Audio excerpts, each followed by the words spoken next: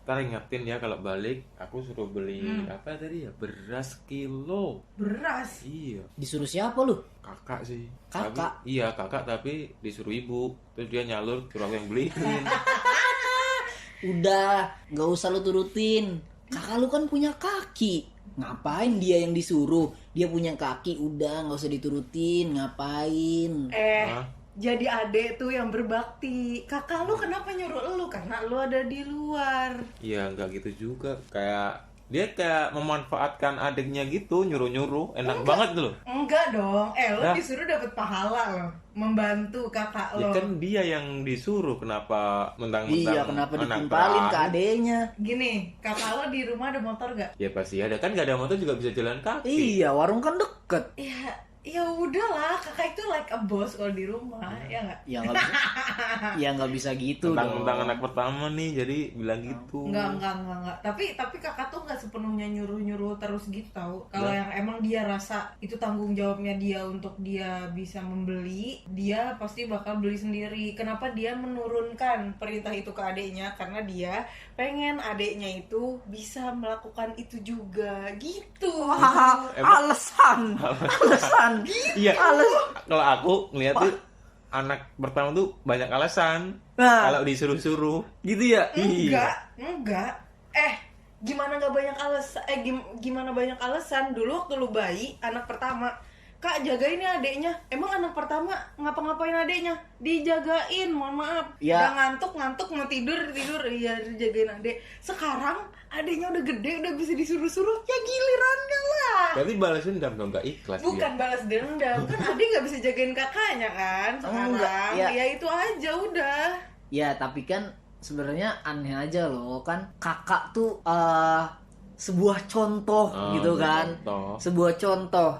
Kenapa ketika dia diberi tanggung jawab, Kak beliin beras, tanggung jawabnya dilimpahin ke adenya. Karena dia memikul tanggung jawab yang lebih besar lagi. Gue tanya sama lu Ahmad sekarang, lu anak kedua kan? Iya. Lu bisa jadi kakak, bisa jadi adik nih. Iya. Ketika kakak lu nyuruh beli beras ke lu apa yang lu lakukan? Kalau misalkan kakak gua disuruhnya kakak gua nyuruh gua beli beras.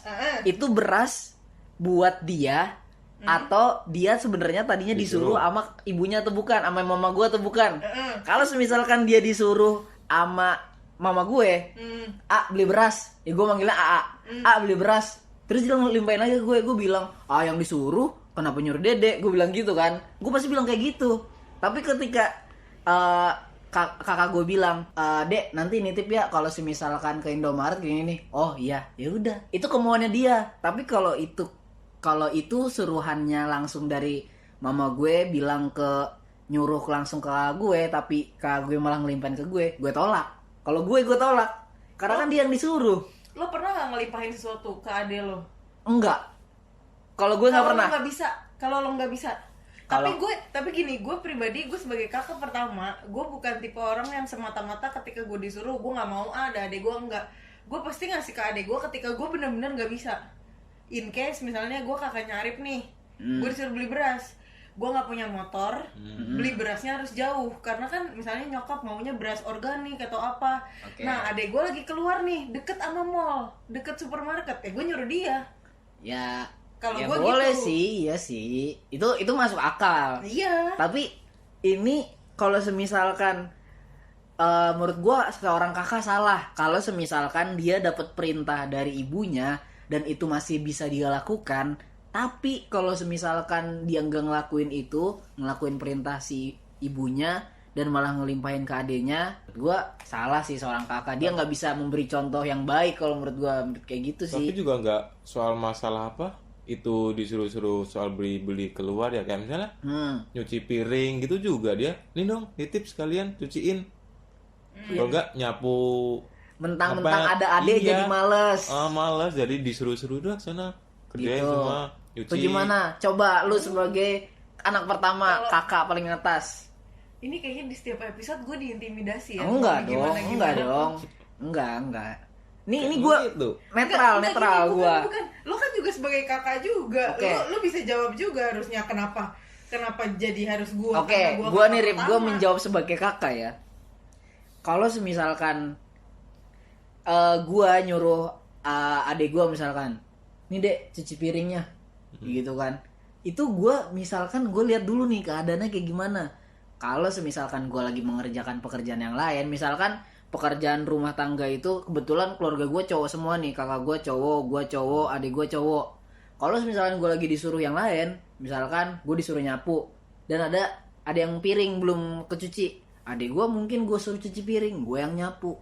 Kalau semisalkan itu pekerjaannya yang bisa gue kerjain sendiri, seharusnya seorang kakak dia mengerjakan itu, enggak melimpahkan pekerjaan yang harusnya dipekerjakan harus dilimpahin ke adiknya. Menurut gue itu salah sih. Seorang kakak tuh nggak boleh melimpahkan pekerjaan yang bisa dia lakukan ke adiknya cuma karena males. Kalau semisalkan dia melimpahkan itu karena dia ada alasan lain, kayak semisalkan ada pekerjaan lain yang harus diselesaikan juga kayak gitu, ya, itu boleh lah, itu minta tolong. Itu dari tadi udah 3 kali lu ulang ngomong kayak gitu. Iya makanya begitu. Iya. Makanya jadi begitu. ibarat kata kalau lebih baik bareng-bareng dilakuin gitu ya. Ya. Ibarat kata buat juga si adik biar belajar apa gitu. Karena kan kalau gue mikirnya ya, gue kalau misalkan melimpahkan pekerjaan ke adik gue, sedangkan gue bisa ngerjain, gue bakal ngasih contoh yang buruk sih buat adik gue. Takutnya adik gue juga malah kayak gitu kan. Dan gimana ya? Entah gue ingat. Adek lu, tak dulu. Kalau takutnya adek lu kayak gitu, adek lu mau kayak gitu sama siapa? Kan dia nggak punya adek lagi. Ya siapa tahu maksudnya ke temen-temennya mungkin. Kan kayak gitu kan apa sih namanya, nyalurinnya kan nggak harus ke adik, nggak harus ke saudara gitu kan. Siapa tahu mungkin malah jadi ini, mungkin si adiknya jadi kayak berontak mungkin ya. Iya, takut jadi kebiasaan juga. Berontak, takutnya ngelawan malah. Karena kan ada aja nih yang misalkan di rumahnya orang kebiasaan males gitu kan, akhirnya ketika di luar rumah sama teman-temannya gitu dia dapat pekerjaan kelompok misalkan kayak gitu kan, dia juga jadi males, malah ngelimpahin pekerjaannya ke temennya. Dan itu kan buruk juga kan ke situ kan, jadi pergaulannya atau skill teamwork si anak ini jadinya kayak kurang bagus lah gitu, kurang bisa beradaptasi sama lingkungan kayak gitu kan. Menurut gua seorang kakak kalau semisal kayak gitu ya janganlah kalau bisa gitu. Dan gue juga sebenarnya nggak tahu ya, gue pernah melimpahkan pekerjaan gue sama adik gue atau enggak, tapi yang gue inget gue selama gue bisa mengerjakannya sendiri, gue nggak ngelimpahin ke adik gue. Soalnya gue juga kasihan sama adik gue. Kebetulan adik gue itu, gue sama adik gue beda 11 tahun cuy. Dan masih kecil lah kalau sama umur gue sekarang buat ngapa-ngapain gitu, buat buat pekerjaan berat. Jadi gue masih ngerjainnya sendiri. Gitu. Kalau gue. Tapi nih, gue mau nanya deh sama kalian sebagai adik. Kenapa sih ketika kakak lo, misalnya nih kakak lo entah disuruh nyokap lo atau entah disuruh siapa, entah itu kemauannya dia sendiri, ketika dia menyuruh kalian, dalam tanda kutip menyuruh nih, kenapa kalian selalu stereotipnya tuh kayak itu buruk, itu jelek gitu? Maksudnya gini, ya ketika lo disuruh sama kakak lo, apakah lo udah tahu niat maksudnya dia tuh nyuruh tuh apa? Tar lo, terus gue tahu nih lo udah mau jawab, udah mangap mulut lo, gue belum selesai. Oke, nah, lanjut. Iya, atau misalnya ternyata nyokap lo nyuruh ke kakak lo, tapi ada titip pesan lagi, si ade lagi di luar tuh, nanti tolong bilangin ade aja. Ya cuma kan sebagai kakak, dek tadi disuruh mama beli ini atau enggak, dek beli ini dong, padahal lu dengar kakak lo yang disuruh. Lo cuma berpikir berdasarkan apa yang lu tahu aja kan, maksudnya lu nggak menyelidiki lebih dalam kan, kakak lu tuh punya maksud apa, dia punya alasan apa, kenapa jadi kakak tuh selalu jadi kambing hitam atas masalah suruh menyuruh ini. Gue pengen jelasin, gue butuh penjelasan deh, karena ya lu nggak bisa mukul rata semua kakak, mau enaknya aja nih mentang-mentang punya adik jadi nyuruhin lu. Enggak, gue jadi babu kok di rumah, adik gue cowok, gue cewek. Gue nggak tega lah, masa adik gue nyuci baju, masa adik gue masak, enggak, gue jadi babu kok di rumah. Sekarang kalau gue ya, sebelum menjawab itu, kayak misalkan kita nggak tahu niat seorang kakak kenapa dia malah nyuruh ke kita tentang suruhan dari ibu misalkan atau dari bapaknya gitu kan. Kenapa malah dikasih ke kita yang sebagai adik. Dan lo tadi juga bilang lo nggak tahu kan niat sebenarnya apa dan alasan dibaliknya apa. Kenapa kalau semisalkan emang dia punya niat dan punya alasan dibalik itu, kenapa mereka nyuruh kita sebagai adik? Kenapa dia nggak sampein, sorry ya gue nggak bisa, ini disuruh mama, gue disuruh mama tapi gue lagi nggak bisa. Nyampein ke seorang kakak. Sebenarnya seorang kakak juga harus ngasih pengertian dong ke adiknya. Betul, setuju. Kenapa dia nyuruh kita tapi dia nggak ngasih pengertian dulu? Kalau dia nggak ngasih pengertian ya kita mikirnya, ya lu nyuruh-nyuruh doang maunya, lu nyuruh-nyuruh doang bisanya. Ya kalau kalau kalian sebagai kakak nggak mau dianggap seperti itu sama adiknya, ya kasih pengertian ke kita. Sorry ya gue nggak bisa ini nih menuhin suruhannya ibu. Soalnya gue lagi ngerjain tugas, gue lagi ngerjain kerjaan. Lo kan lagi ngapa-ngapain nih, main HP doang. Coba tolongin gue dong. Kayak gitu bisa, kasih pengertian dulu. Gue kalau nyuruh adik gue akan melakukan hal itu. Mungkin itu tidak terjadi di kakaknya Rip. Tapi dari obrolan kalian berdua, kalian tuh mengotak-ngotakan kakak tuh sama. Itu yang gue nggak terima. Dan tapi biasanya gitu sih. Biasanya gitu. Pas lagi ngomong kalian berdua juga, coba lo gimana kakak pertama. Gue kayak, anjir gue nggak gitu kok gue jadi di pojokan, kok gue kesannya jadi seperti kakak pertama di luaran sana yang jahat sama kalian. Gue nggak gitu. Rip, kita salah Rip kok setelah gitu mengkotak-kotakan. Tapi menurut lo salah nggak seorang kakak yang begitu? Ya salah menurut gue karena gue tidak melakukan itu. Sorry, gue nggak melakukan itu. Berarti buat kakak-kakak di luar sana, kalian salah kalau misalkan kalian tidak memberikan alasan di balik kalian menyuruh adik-adik kalian. Tapi ini ya, menurut gue itu masalah suruh-suruh kayak gitu sepele. Kenapa sepele? Emang sih bakal jadi penyakit hati ketika misalnya lo nggak ikhlas atau kalau nyuruhnya keterlaluan. Ibaratnya kayak tiap jam nih nyuruh mulu, anjir gue kayak asisten pribadinya gitu kan.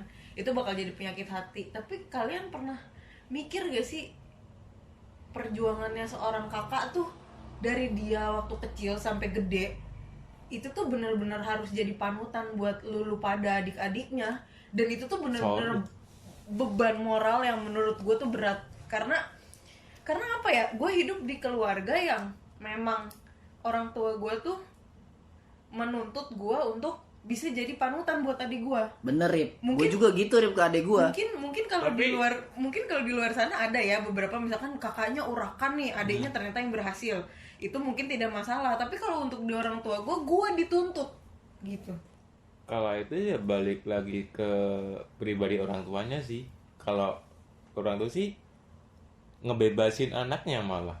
Aku juga nggak memandang kakakku dia jadi panutan gitu, enggak sih. Jadi kayak lebih aku ya semauku. Iya. Jadi emang nggak matokin anak pertama itu harus sukses ya. Tapi emang stereotip orang kayaknya banyak kan anak pertama harus memberikan contoh yang baik gitu kan, seorang kakak kepada adiknya. Banyak sih teman-teman juga gitu, kayak waktu lulus kuliah juga mereka bingung kerja apaan ya, kan aku anak pertama nih. Iya, harus ada yang anak pertama yang harus biayain kuliah tuh juga ada kan. Itu kayak jadi kayak beban anak pertama. Ngasih jajan adanya. Iya, ngasih jajan. Ketika lo jadi anak terakhir, lo terbebas dari ngasih jajan, lo nggak mungkin ngasih jajan kakak lo. Ya, bener sih emang seorang kakak tuh bebannya berat juga. Gue orang tua gue sama Rip kayak lo, nggak mengharuskan anak pertama tuh harus berhasil, anak kedua harus berhasil, pokoknya seorang kakak tuh harus berhasil gitu ya, supaya bisa jadi contoh buat adik-adiknya. Tapi kalau anak pertama, kedua dan ya kakaknya semua sukses, itu bakalan jadi beban anak terakhir. Karena ada kasus karena ibarat kata si anak terakhir ini nggak bisa ngikutin lah. Jadi ntar dia kayak ketakutan atau enggak insecure gitu, kalau gue bisa semua. Iya, kalau gue sebagai kakak justru salah Rip kalau lu mikirnya itu jadi beban. Itu harusnya jadi motivasi lo. Kakak gue sukses nih, gue juga harus bisa. Ya harusnya kalau misalnya kayak gini, ya kakak gue sukses, gue ngapain ya? Salah lu kalau kayak gitu Rip. Bukan aku, maksudnya ada kasus. Oh iya, itu salah tuh teman-teman yang kayak gitu tuh.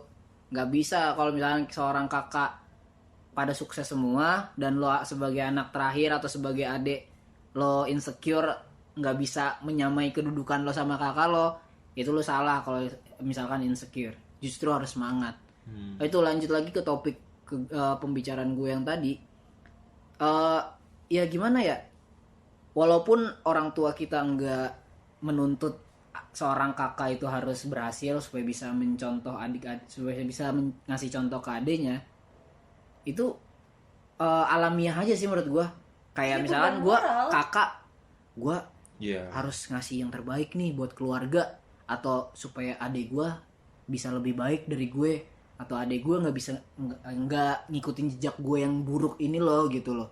Menurut gue itu walaupun orang tua kita nggak nyuruh, itu batinnya sih seorang kakak pasti. Iyalah. Alamiahnya pasti kayak gitu deh. Iya. Karena dia ngerasa kayak jadi orang tua keduanya si adik. Nah, iya kan. Apalagi seorang kakak itu ini apa namanya? Apa sih, pengganti tulang punggung keluarga lah kalau semisalkan seorang ayah udah nggak ada.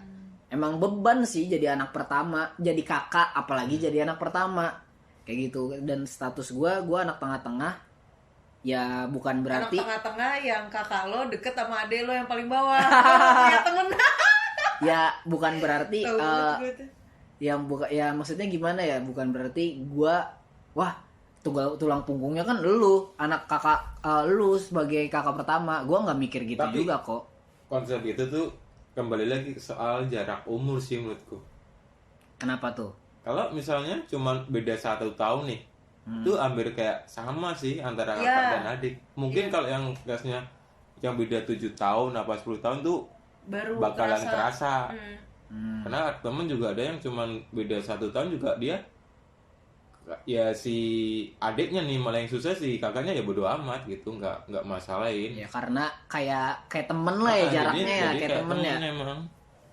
Iya sih, emang itu faktor lain juga sih ke apa sih, ke mental kayak gitu, pemikiran kayak gitu ngaruh juga. Itu emang faktor umur.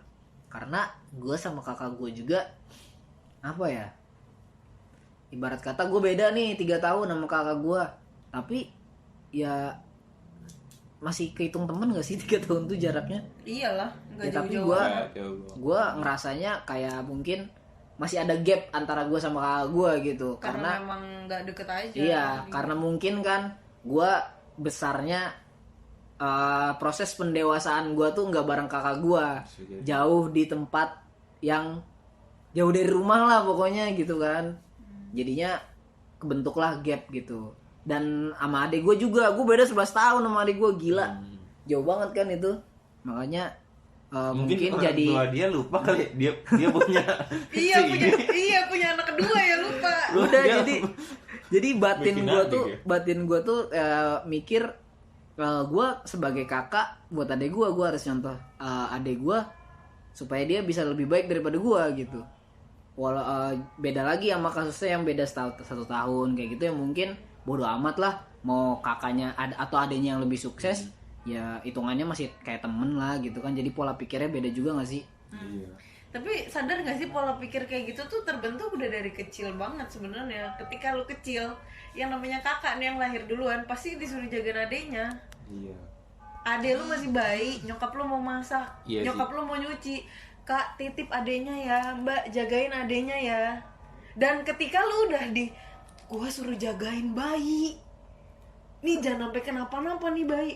Gue masih TK, gue disuruh jagain adek gue. Bener-bener gue pelototin, gue liatin, padahal lagi tidur tuh bayi. Saking takutnya gue dia kenapa-napa, karena ibu gue di dapur. Dan saking gak maunya gue dia kenapa-napa, gue gak mau, gue kayak sedih banget kalau dia nangis yang kayak gitu-gitu. Bener-bener gue liatin, tidur padahal anaknya. Itu sih yang nginin kakak. Ini gak sih yang soal si kakak jadi apa suka nyuruh-nyuruh tuh kayak gara-gara waktu kecil dia tuh suruh ngalah. Ya. Itu nggak salah satunya. Bisa jadi. Kan karena misalnya nih rebutan mainnya, kakak udah dong ngalah sama adiknya nih masih kecil ntar nangis gitu bla.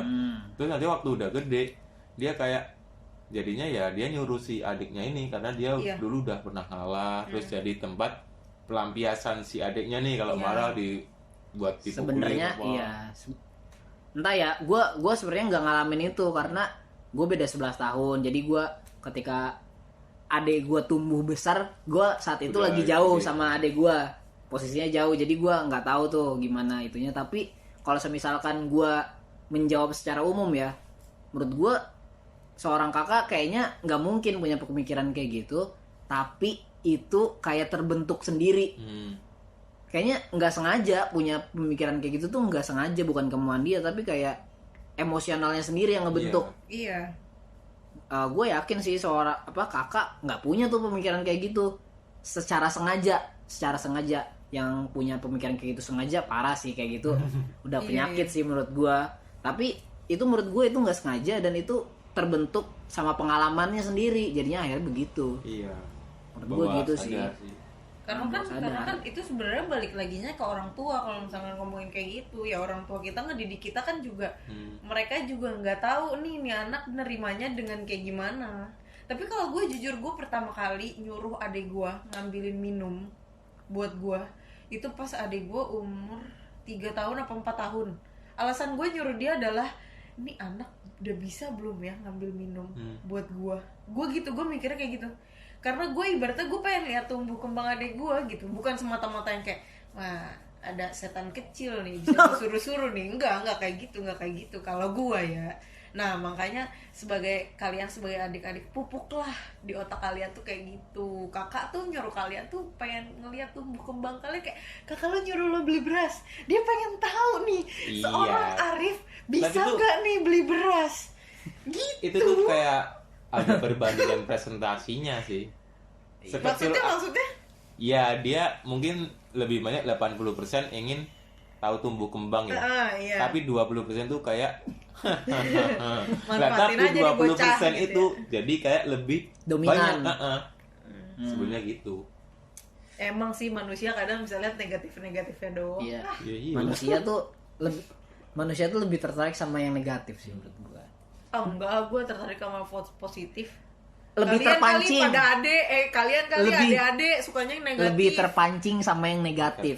Ya kan kayak Enggak, gue enggak. Tapi Enggak.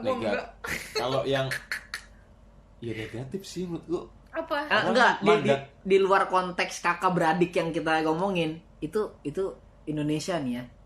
Paling pertama dilihat tuh orang tuh negatifnya menurut lu. Hoax negatif, rame hoax, jadi viral. Itu kebukti dari masyarakat Indonesia tuh sukanya sama yang lebih terpancingnya, bukan suka, lebih terpancing sama yang negatif-negatif. Iya, tapi kalau gue menyatakan gue bukan orang yang seperti itu nggak salah ya dong. nggak salah. Iya Nggak udah, salah. gue bukan Oke. bagian dari mereka. Jadi gue sebagai anak tengah-tengah, seorang kakak itu harus memberikan contoh yang baik. Kalau semisalkan kalian mau minta tolong sama adik kalian, kalian jelaskan kenapa kalian minta tolong. Jangan udah disuruh nyuruh balik, kalau nggak ada alasan. Akhirnya kalian yang kena stereotip dari adik-adik kalian kalau kalian itu tukang suruh. Dan untuk adik-adik, lebih bijaksana lah dalam menerima suruhan kakak kalian. Mungkin ada maksud baik di balik itu semua. Jangan suka ngelawan mungkin. Ya, jangan suka ngelawan. Mungkin ada maksud baiknya. Mungkin ada hikmah yang bisa kalian ambil. Terus Yang- anak tengah-tengah apa? Ngapain? Harus merangkum semua dong. Anak tengah-tengah tuh nggak dianggap, cuy. Anak tengah-tengah Kakak- itu paling justru paling berat, cuy. Enggak, kakak Punya yang dua paling peran. Kakak yang paling atas langsung nyuruhnya ke adek yang paling kecil. Udah malas sama dia. Iya, tapi anak Iya, itu bener loh, Ya itu kan? bener loh. Ya kan? Ya udah, dia anak tengah tuh anak paling gak dianggap udah. Enggak, anak gitu. tengah Gak kayak temen dia fungsinya dianggap. apa? Fungsi yang Anjir, gue merasa sebagai anak tengah gue merasa gak berfungsi ya jujur. Tapi justru Useless. anak yang tengah-tengah itu ya, yang punya anak tengah tuh nggak harus nomor 2 ya. Pokoknya yang Iya, punya pokoknya- kakak, punya adik, Iya. gitu ya. Itu menurut gue perannya di sebuah keluarga lebih besar sih menurut gue ya. Kenapa? Karena lebih besar? dia harus, seorang kakak harus bisa mengerti adik-adiknya, harus bisa nge-backup orang tuanya, gitu kan. Sedangkan seorang adik tuh hanya butuh, kalau menurut gua, kalian ambil pelajaran dari yang atas-atasnya aja. Kalau misalkan ada yang salah, gue mau nimpalin ntar nih. kalau ada yang salah, Gua kalian setuju. perbaiki, jangan kalian ikutin. Menurut gue kayak gitu. Kalau seorang adik, kalau seorang kakak, kalian ya backup orang tua kalian dan berikan contoh yang terbaik buat adik kalian.